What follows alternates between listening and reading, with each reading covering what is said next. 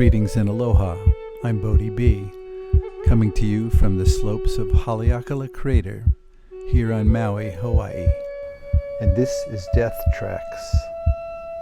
Join us as we follow tracks, make tracks, and listen to musical tracks as we wander and wonder in the fields of conscious living and dying, and we contemplate the endings of what is dying in the world. We will die, and we don't know when. Everyone we love and care about will die, and we don't know when.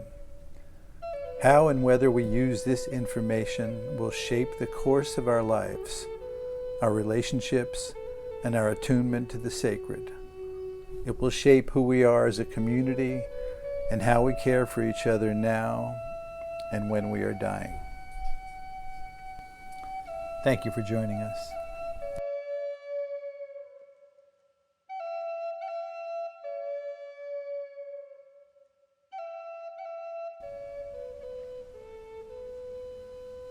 Today I want to speak about common near-death experiences, or at least the common near-death experiences that I run across in the community of people who are dying, and people who know of people who are dying, and people who hear about people who are dying, and my personal take on what a near-death experience actually is in the world of counseling and educating and caring for people who are dying and caring for families of people who are dying. Here's the first one. The doctor has just told you the test results and they're not good. Now you can't seem to hear anything else she tells you. Something about getting your things in order. Or it was your friend or wife who got the news. And when you see her, she looks like a deer caught in the headlights. Maybe you're both having a near-death experience.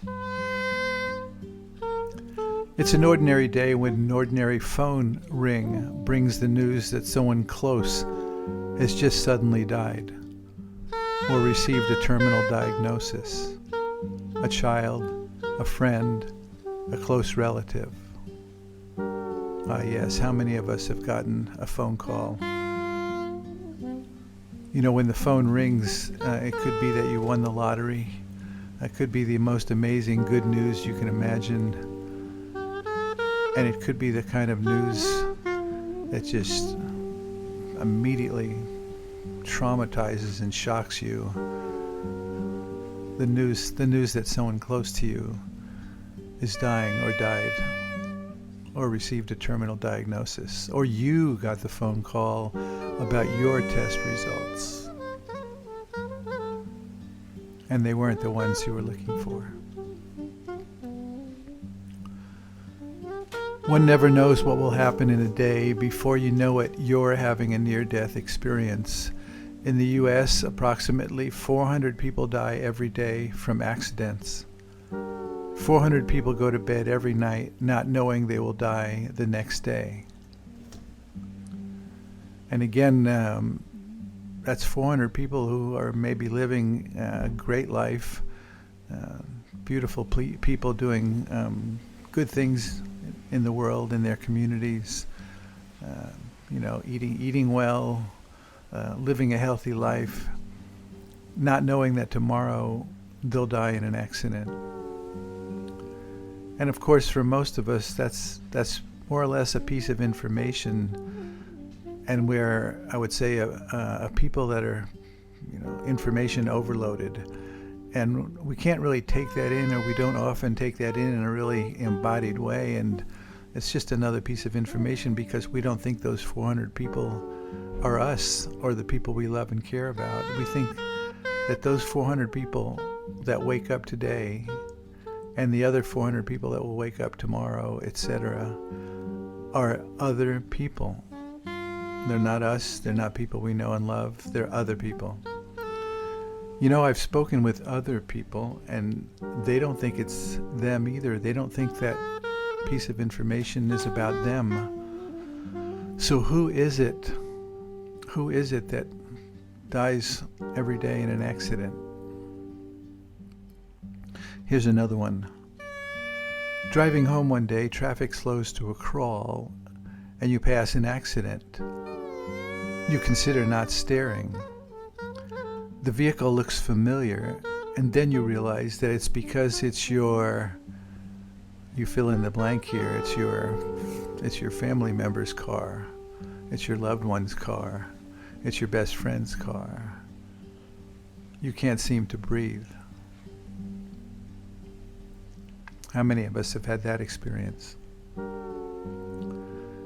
And finally, you're gathered with many of your friends and relatives and people you've never met at a ceremony for someone dear to many who has died. Disbelief, shock, grieving, sorrow, even relief and joy may all be present, leaving no room for pettiness and pretense. Raw fragility in the presence of a close encounter with death.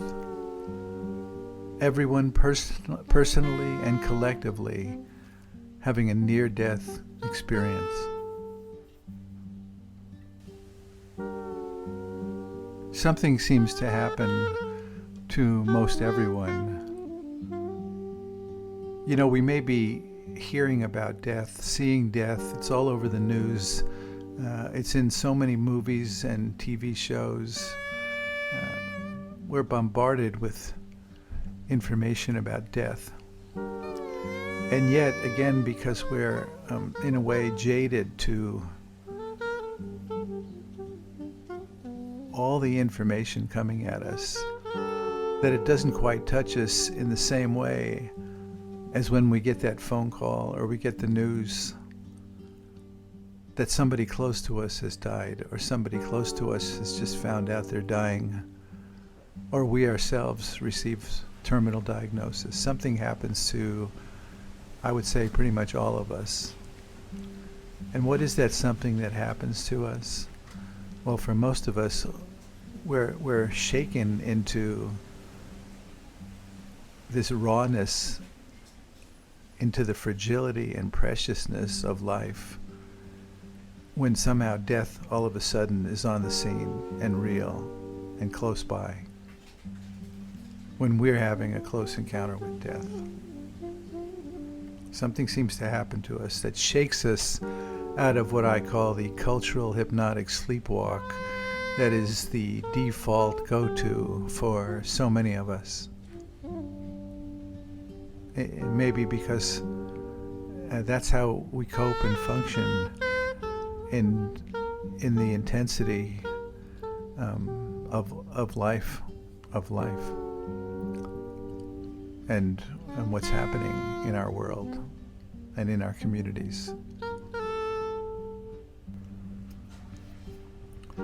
I often facilitate funerals and memorials.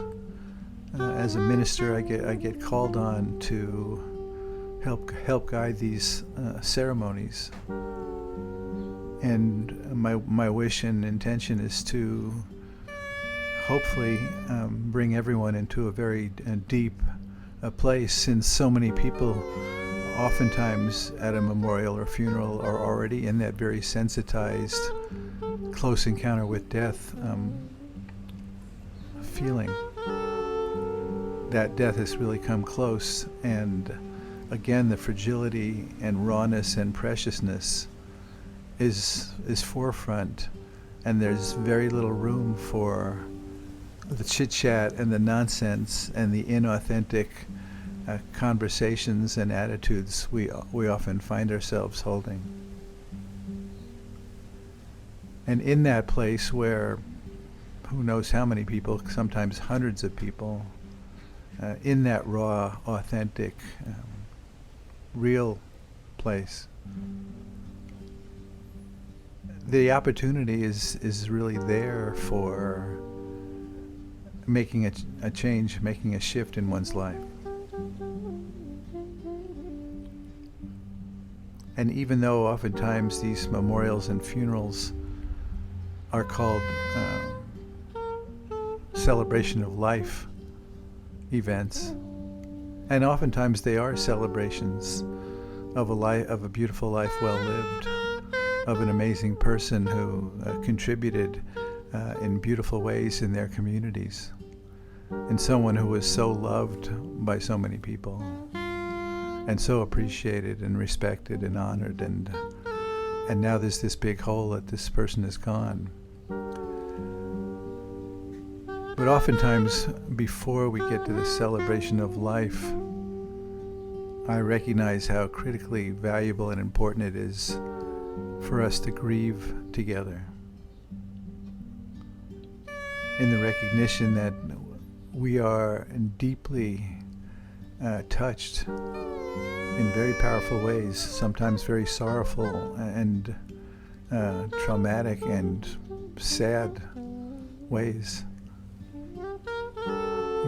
heartbreaking ways, that person is gone from the scene, and it hurts.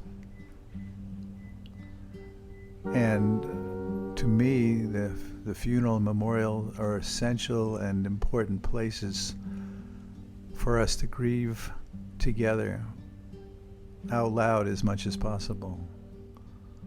That the potential for so much healing can happen, does happen, when people allow themselves to let their hurt, let their pain, let their grieving, their sorrow emerge in the presence of their community, of our community.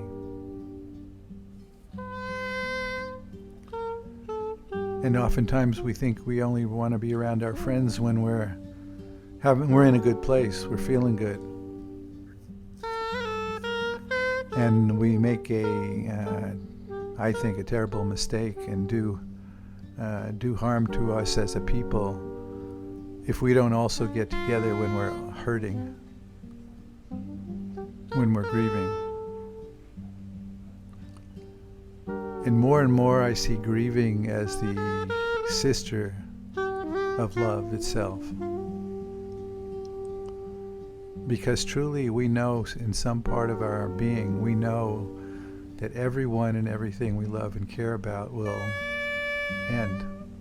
In fact, sometimes when my wife and I facilitate wedding ceremonies, we bring that up in the ceremony itself, that in making a vow to live together for the rest of your lives, that vow and living together for the rest of your lives includes that one of you will witness your partner's dying and death. And in my view, that's a beautiful thing. That impermanence itself is a beautiful thing, that everything will change, everything will end. And the realization and recognition and embodiment of that is life transforming. That everyone in our lives, everyone we love and care about, it just becomes so much more precious and important to bring our best selves, to bring in the most love we can into that relationship, into that moment.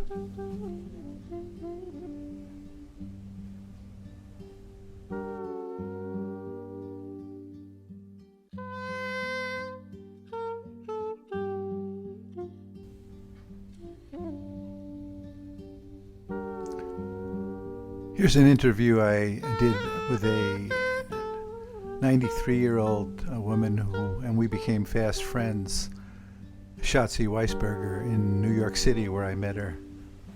My name is Shatzi. I'm 90 years old, and I live in the Upper West Side of Manhattan, in New York City. Beautiful. I'm glad to be with you, Shatzi, once again. Not as good as in person. Not as good, but it's still pretty good. And we tried to get you to come to Maui, and we almost succeeded. Almost succeeded. And almost made it. There's no way now. I have.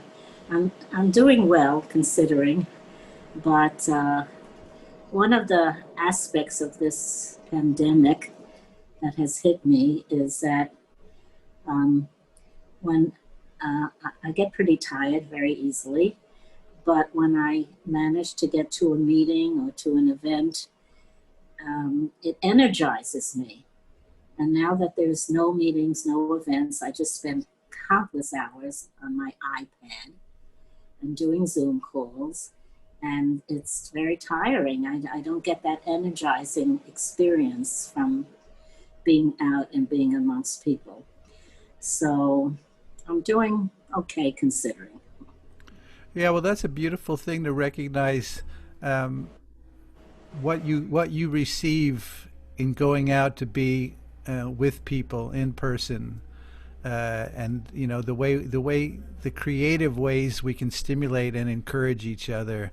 I think is one of the miracles of life itself, and I think it's become more and more apparent in this pandemic and this self isolation and masks. It's just become more apparent to so many more people how important physical intimacy, physical contact, hugs, being in person with people in the same space, how Yeah. critically it's a basic need, I think. Emotionally and physically, because I understand that we need that physical contact to enhance our gut biome. That doing it alone does not sufficiently work. And instead, what's happening is that people are afraid of other people. Very sad, super sad. Yeah. So, do you have any close friends that you get together with? Lately, yes, not up until about uh, a week and a half, 2 weeks ago, and I invited people to come, and they would not come. They were afraid that if they gave me the virus, they couldn't live with themselves. And I said, I'm not concerned. But finally, things have eased here in New York, so people are coming to visit. Yeah, Oh, well, that's but good. no hugs, no hugs, No hugs? no hugs. Darn. Just If I'd come over and hug you if I was in Manhattan. I do have one friend who I'm seeing tomorrow, and we do hug. Yes, one friend, Oh, one very good. dear friend. Yes. I don't know that I could give up hugging. I don't think I could do it. Um, Yeah, I want hugs and I want kisses. I miss kisses so much. oh, Shatzi. Well, you Yeah. made such a strong impression on me when I met you at the conference in Manhattan, I think 2 years ago, at least now. And and Likewise. and I was really moved and how alive you are, so much more alive than so many people I see at any age. How would you like? Why is that so, Shotzi? What do you got going for you? Is it vitamins? Is it Well, what is this it? is, I have no proof, but this is what I think. Number one, I do take a lot of supplements. I have no idea if they help, but I hardly ever get sick, so I think they do. Um, I'm an insomniac, so for about 50 years now, I have been smoking weed at night to go to sleep. I do it every night. Did you say for And 50 years? 50? 50, 50. Yes, I have been smoking weed for 50 years. I don't smoke a lot, and primarily at night just to go to sleep. I don't get high. I take a toke or two, relaxes me, fall asleep, wake up an hour later, pee, and get back in bed, and then toke a little and go back to sleep. And that happens all night long. I keep waking up. The only time I can sleep more than 2 hours is towards the morning. I don't know why that is, but I generally get a 2 hour stretch in the morning. So I think it's the nutritional supplements. I think it's weed. I think that I've always had a need for a passion, some activity that I'm interested in doing and that I do. Um, Probably a few other things, but those are the three main things that I can think of. I Beautiful. drink a lot of green tea. I think that probably helps. And I do low sugar. I haven't eliminated cookies from my diet, but I don't use any regular sugar. I use stevia. And well, that's beautiful. I'll stick on the weed a bit. Are there dispensaries now in New York City? Yes, there are, but I actually have a contact, and it's much less expensive than the official stuff. And, I've been with this contact for many years. Wow, you're an outlaw too. I like that. Yeah. I like that. Very good. And in your 90 years, tell would you tell me some of the things that have drawn your passion out into the world? Well, moving backwards, currently, I'm very involved in Jewish Voice for Peace, which is an anti Zionist group. And as a Jew, it just breaks my heart that the Jewish people who have been so oppressed over generations are now the oppressors. And I love the group. It's not a one issue group. The primary issue is support for Palestinian rights, but it works with many other groups, which is very important because we have to bring these various movements together to gain strength. So that's what I'm doing currently. In addition to that, there's been, let me just wait for that siren to pass. Okay. When I hear a siren now, I've trained myself to stop and say even a short prayer, recognizing that anytime I hear a siren, at least one person's life just changed. And of course, usually it's more than one person whose life just changed. It's funny when I stayed with my sister, and you talk about not being able to sleep. I could hear all during the night. There'd be the sounds of sirens and garbage trucks and people screaming in the streets. And in the morning, I'd say to my sister, who's been in New York her whole life, "How do you sleep with all those sounds going on all night long?" And she said, "What sounds are you talking about?" I know exactly. It doesn't bother, the sounds don't bother me. And furthermore, I don't have any shades or blinds. I live in a studio, and I have one wall that's all window, and my bed is maybe about 8 feet away from the window, and I can fall asleep in the middle of the day with the sun shining in. Good for you, Shatzi. That's a great Yeah, skill. but As I do far have as to. your go, I yeah, have to yeah, take it to relax. I got you. That was good. I liked how you demoed that for us. Um, the AI, just to touch on the Jewish group that you're involved in. I grew up in New York City, and in the 50s and 60s, and it seemed to me in the 60s that the Jewish people, on the whole, were the most active people in terms of the civil rights movement.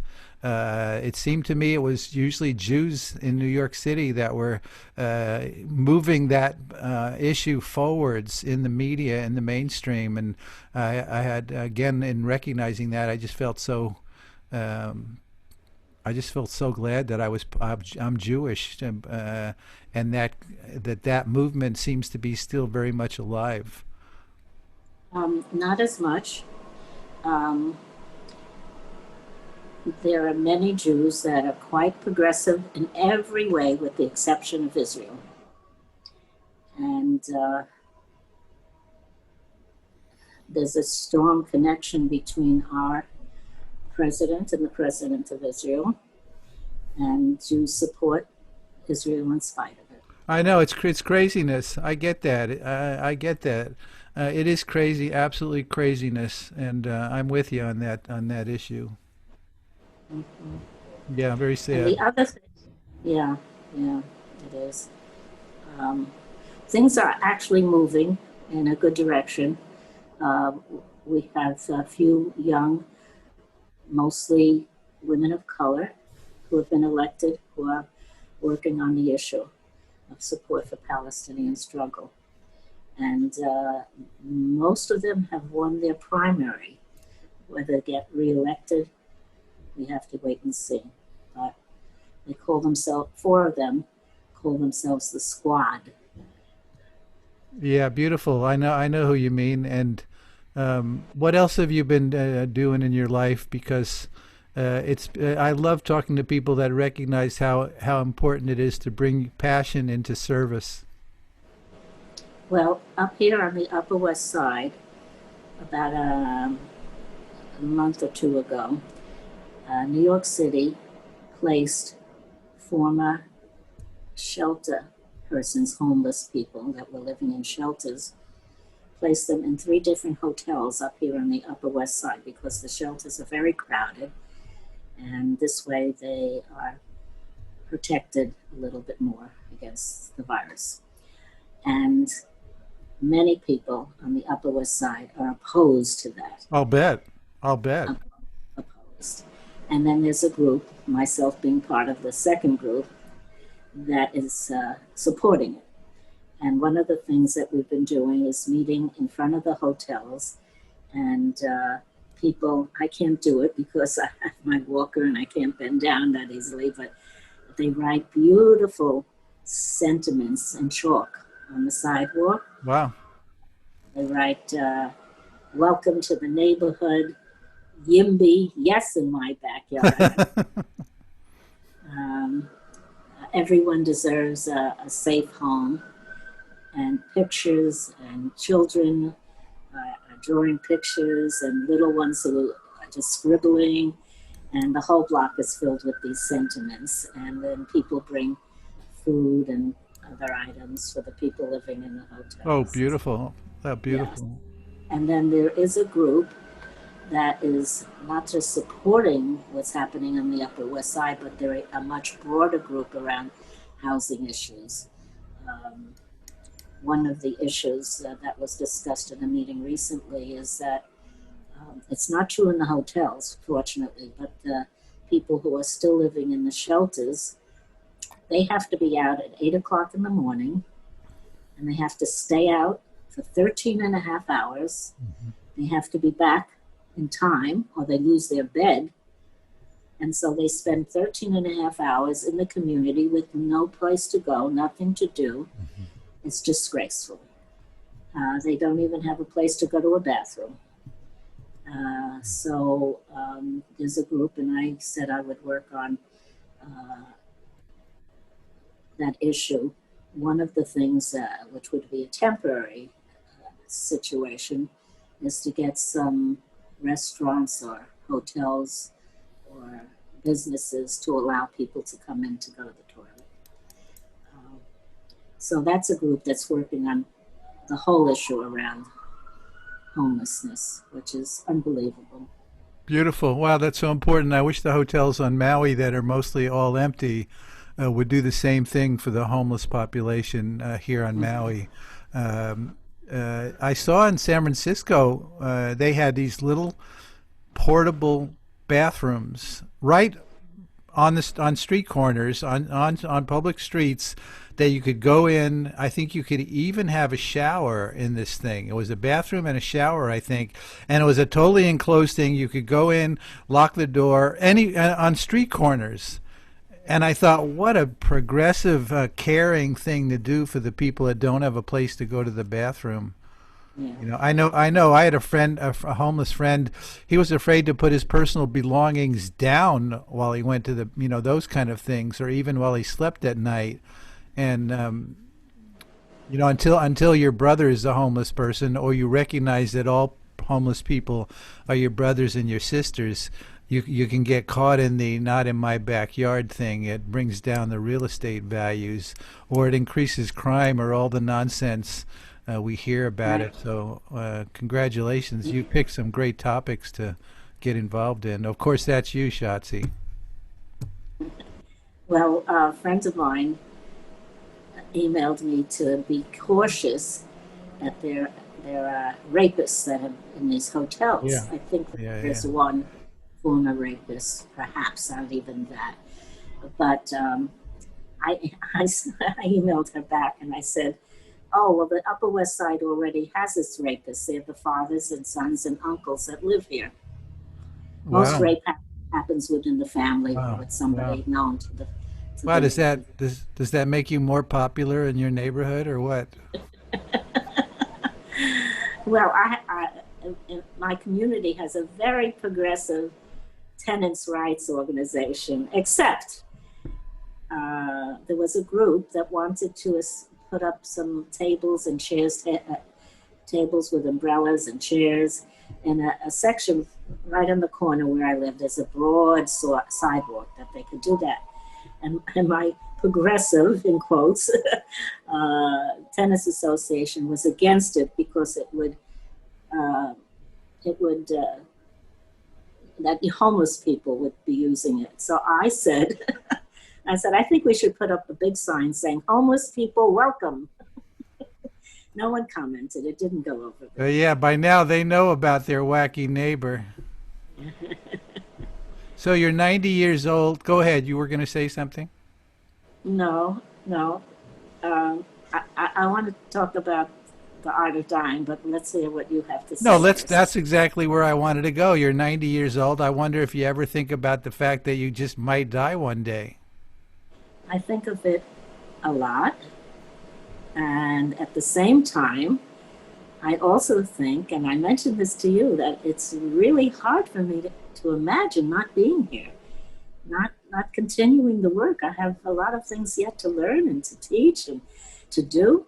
So I both have thoughts about, well, I wonder if I'm going to still be alive when it's time to speak with Bodhi B. But can't imagine not being here. I hold both of those things together. Last night, I actually thought that I had the virus. I woke up this morning and I felt much better. But last night, I had a runny nose. It was like a faucet. And then I had a terrible bellyache. And I felt nauseated. And I thought, these aren't the usual first signs of the virus, but they are signs of the virus. But I don't know what it was, but I'm better this morning. So another day, I'm here. So what do you think? Go ahead. I mean, obviously you've probably, or more than likely, you've lived most of your life. I have. Yes, I have. I really miss doing the workshops on the art of dying that I had. And there's many people who would love to come to one. The only thing I'm doing in that regard is I initiated a program at the Brooklyn Ethical Culture that meets once a month. And I did it for about a year, and then I turned it over to somebody from the Ethical Culture, and she's doing a wonderful job. The main reason I turned it over to her is that I was having so much trouble hearing people. And, if you're facilitating a program, you need to hear people. I currently now have hearing aids, which helps a lot, but she's doing a fine job, so I'm leaving it at that. I support her, and our next meeting, I'm going to do a 10-minute presentation on grieving. And what do you think about that? What do you have to say about grieving? Well, I personally have had a hard time with grieving with the people that I was close with that lost. My best friend who died a few years ago, my reaction after she died was I was so angry with her. Mm-hmm. And I felt okay about that because she was a wonderful person and I loved her dearly, but she wasn't a very nice person. So there were so many things over the years that she did that weren't very nice. And I just, for the most part, let them go. And then she died, and that whole list of things just kept coming up for me, and I had to deal with them, which I did. And I finally got over hating her for all of them. And I miss her. What do you think's going to happen to you after you die? Well, if I don't die of the virus, I hope that my original plan, which has been all written out and people have all the information. I have a friend who has a list of who to call to notify. I have another friend who's going to come to the apartment Amy Cunningham is my funeral director. And so hopefully I will know in advance that I have a terminal illness, and it'll give me time to have people come and say goodbye. And I have a bequeath list, pages and pages, because I'm really quite attached to my stuff here, and I want them to go to happy homes. So hopefully people will come and we'll say goodbye.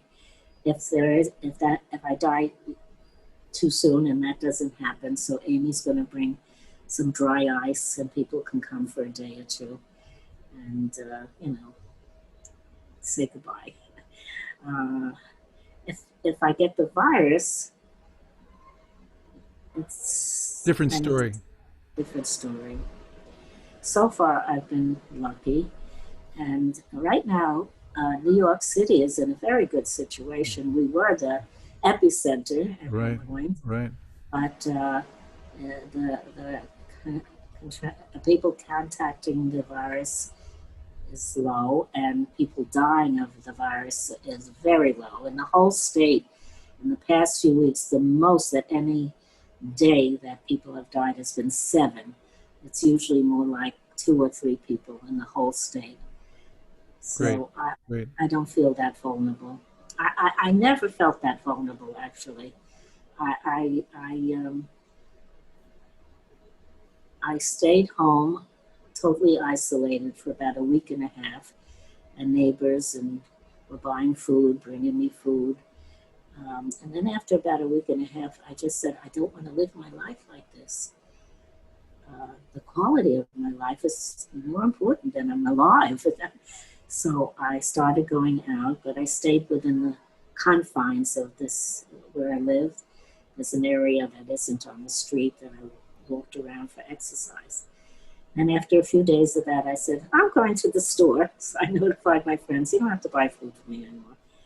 So I started going to the store, and I invited people to come, and I said we could sit outside on 2 benches 6 feet apart. Very few were willing to do that. They were so afraid of giving me the virus. So uh, right now, people are less afraid altogether, although I don't wear a mask. I only wear it when I have to, which is if I go into a store, I have to wear the mask.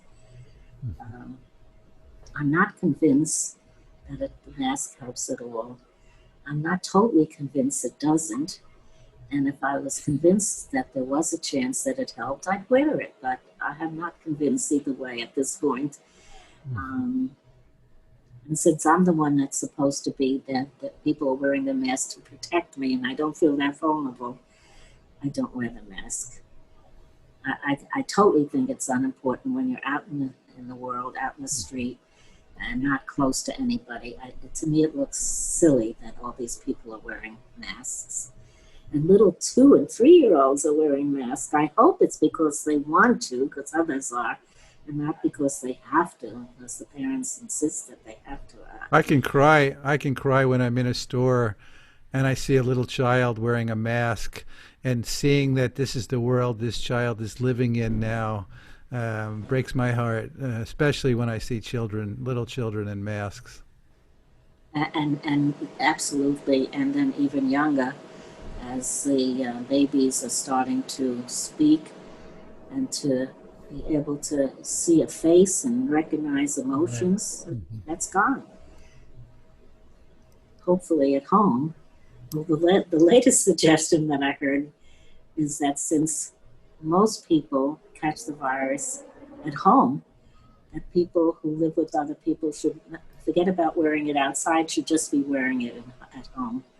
And I saw an email to that effect. It hasn't caught on, but that was one organization's conclusion. Did you ever have a career I was a registered nurse for 47 years. in New York City? Long Island and New York City. I lived on Long Island for quite a few years as well.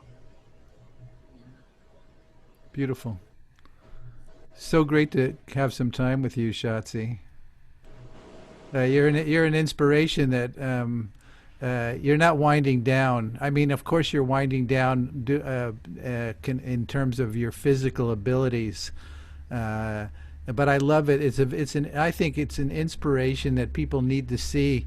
That old people just don't turn into there's a cultural attitude towards old people not really having much value in this culture, and we don't really value the decline. Right? We're such a growth, and so you're a great testament to how good decline can look.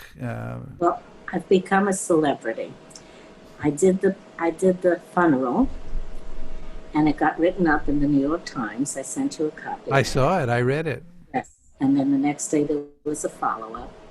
And as a result of that, those two articles in the Times, I have been called many times to do more interviews, and there have been videos made of me. And the latest is that I'm on Twitter, and And how many followers? How many? How many? the first 24 hours I got 4,000 likes. You look at you. Look at you. Are the paparazzi following you around now or what? Well, fortunately not. I mean, I really don't care about being a celebrity, but it is a way to get the various messages out. Absolutely, absolutely. I heard of interview with Jane Fonda today, who's in Washington D.C. now, and climate change is her big thing, and she talked about how having a hit TV series has added greatly to her voice being heard, as opposed to when she was a young actress standing up for the Vietnamese. And so for you to use your fame, wow, Shatzi, I think I knew you before you were really famous. That's cool. Yeah. And I'm glad you found time for me here, and I'm so Well, happy. I'm so happy that it helps you, because you have such important, valuable piece that you've been getting out there for a long time. So I'm grateful that it's getting out there. yeah.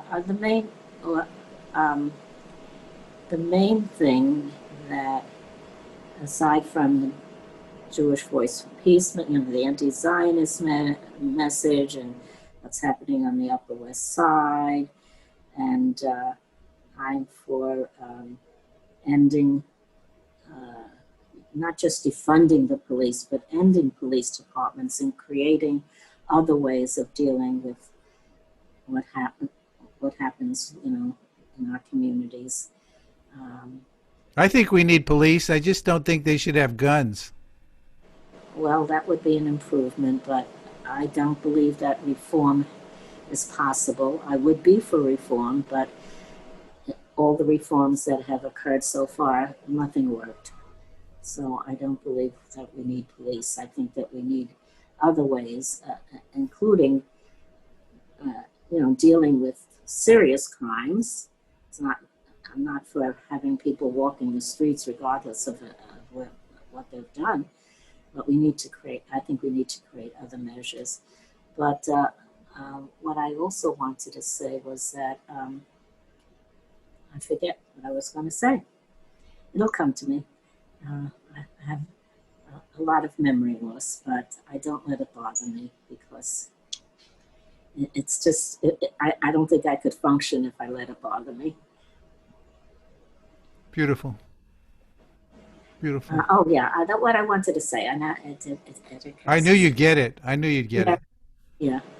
Um, the message in terms of the art of dying, um, I'm concerned, and it continues to prevail, that most doulas, and it's a growing, uh, you know, population, a growing, whatever.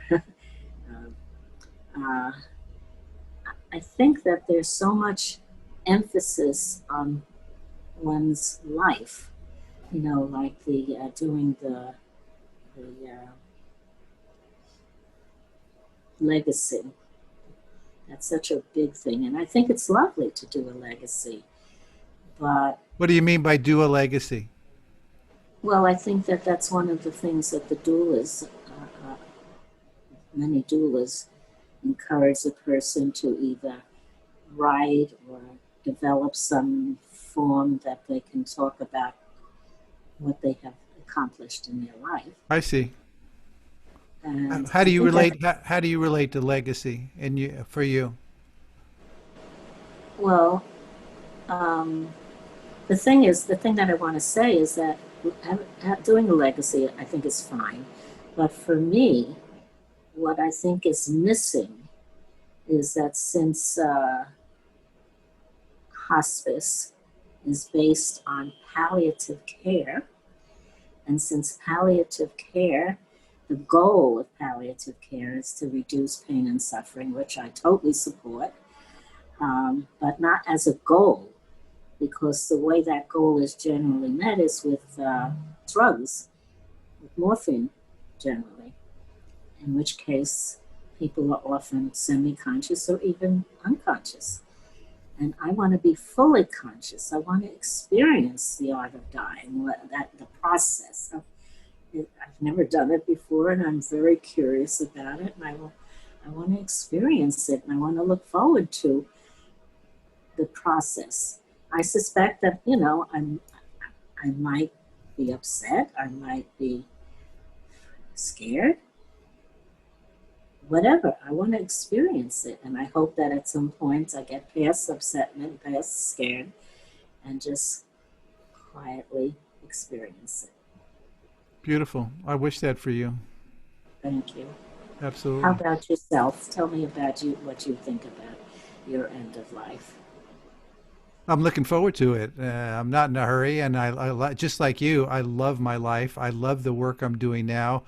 I'm kind of a late bloomer in that things are really opening up in terms of the different and many directions that my work is going. As I said, I feel very fortunate to be doing something that I feel really makes a difference in many people's lives. Some in some very personal and intimate ways, and I'm teaching more and teaching more online, and that's my prayer, to be useful and to be used, and then to be used up when I die, and that people will honor and grieve and celebrate. And and uh, and may I leave a big hole in the community circle for at least a little bit of time, and that I'll be missed.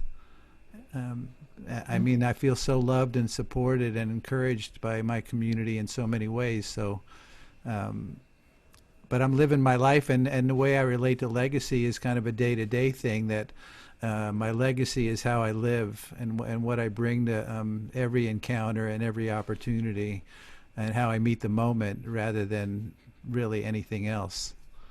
So I've got it really good. I've got some of my kids and grandkids live on our land with my wife and I, and we have a big garden and an orchard, and so it hasn't been horrible. I'm around like 10 of my family members quite a bit of the time, and that's a great blessing. Kids and grandkids and my wife, Leila. So. I got a beautiful home in the jungle, and I thought I was going to get to bring you there, and not this time. You thought you were going to get what? I thought I was going to bring you to our home in the jungle, Yeah, yeah, I would and have loved. yeah, Yeah, and I'm in the ocean a lot because the ocean helps me stay sane, and mm-hmm. I'm swimming and surfing and paddling and doing what I can, really, Sounds good. doing what I can, Sounds keeping wonderful. keeping our little funeral home going. Mm-hmm.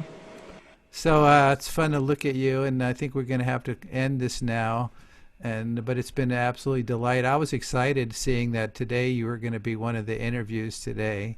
I was really going to get to be with you and see you. And as lousy as this, and that you're not in the room, and I can hug you, and it's still I get to connect with you, and we get to have this moment and reach across the 6,000 miles into your living room and my office. So I love you very much, and I'm glad to hear you're doing well. You look great. You really look good. Um, Thank you. Yeah, I agree. When I look in the mirror, I think, gee, I don't look bad. No, not at all.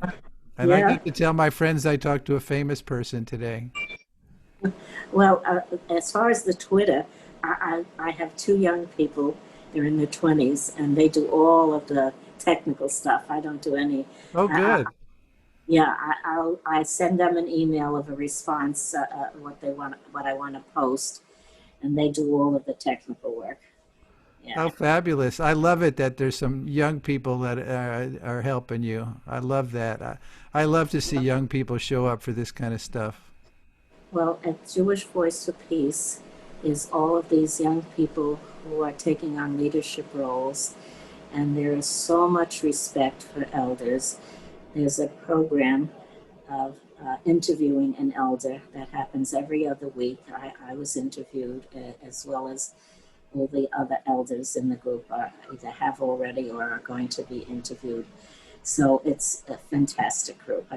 And what I love about this group, I've been in many groups over the years, and I've never been in a group where the way we relate to each other is even more important than the work that we do. To Oh, be, beautiful. yeah, it's Beautiful. beautiful. Yeah. So I'm so glad that this happened, and I'm so glad that we had a chance to connect. Beautiful. Beautiful. I send you much love. Oh, thank you. I send you so much love too, even right now, Shatzi. It's been so good to be with you. Blessings on you. May you have continue to have good health and well-being. Thank you. Likewise.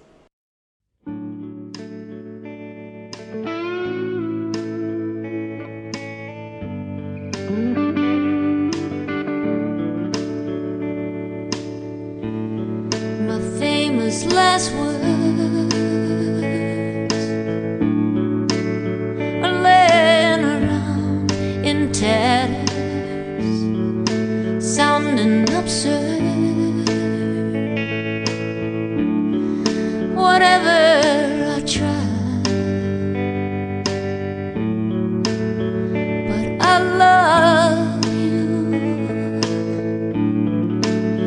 and that's all that really matters. If this is goodbye, if this is goodbye. Bright shining sun would light up the way before me. You were the one, made me feel I could fly, and I love you. Whatever is waiting for me, if this is goodbye, if this is goodbye. Who knows how long we got, or what we're made of? Who knows if there's a plan or not? There is our love. I know there is our love.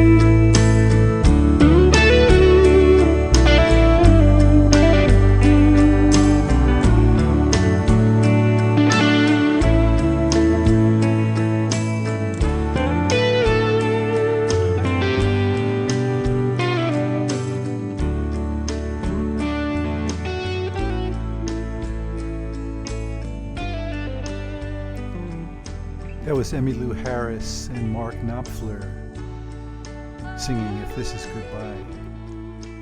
I'm Bodie B. This is Death Tracks. This is KEKU 88.5 FM, the voice of Maui. And we've come to the end of another show. Certainly has been full, and I hope it's full for you. And brought you some value, something useful to your life. Many blessings. Aloha.